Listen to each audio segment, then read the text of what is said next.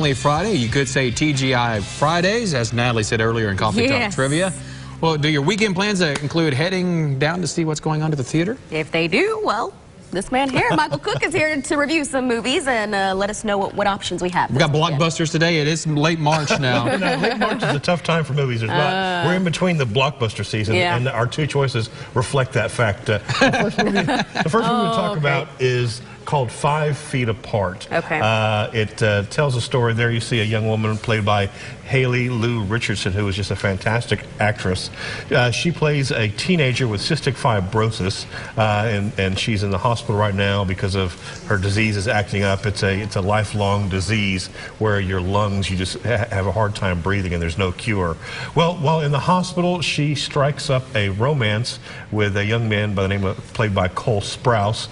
The reason the title comes from, because cystic fibrosis, people with that disease have to stand 6 feet apart, otherwise there's chances of cross-contamination, something I didn't know. But they do 5 feet apart as a slight rebellion, during their romance. The movie is, like I said, her performance is fantastic.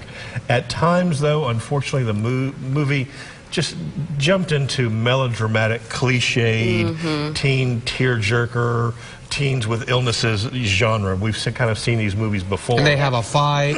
And there's fights.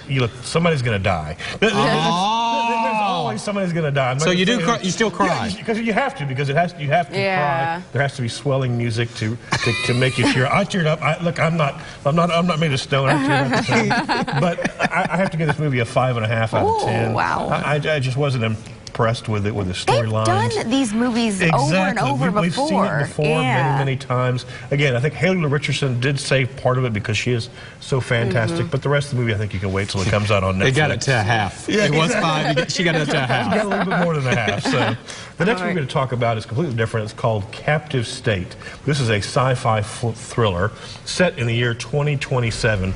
Aliens have taken over the planet. They've been in charge for about 9 years. This movie is set in Chicago. And a lot of humans are, frankly, happy with the rule of the aliens and collaborating with them, even though they have a very oppressive, way of doing things, just to put it mildly. There you see Ashton Sanders, who you might recognize from the movie Moonlight, which won the Academy Award a few years back, and there's John Goodman playing a police officer trying to John Goodman, a police officer? Exactly, trying to crush the rebellion who are trying to take down this alien control.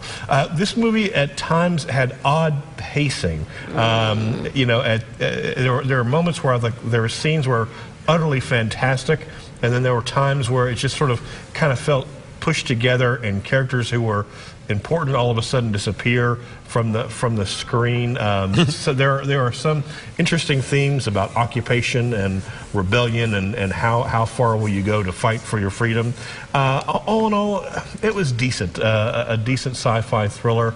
I give it a 6.5 out of 10. So unfortunately this weekend, not too many good choices. Like I said, we're in that season right before the May movies start to get going. So I think this might be the way it might be for a couple more weeks. But we'll see. Well, it's a good thing the weather will be nice this week. Exactly. You get out.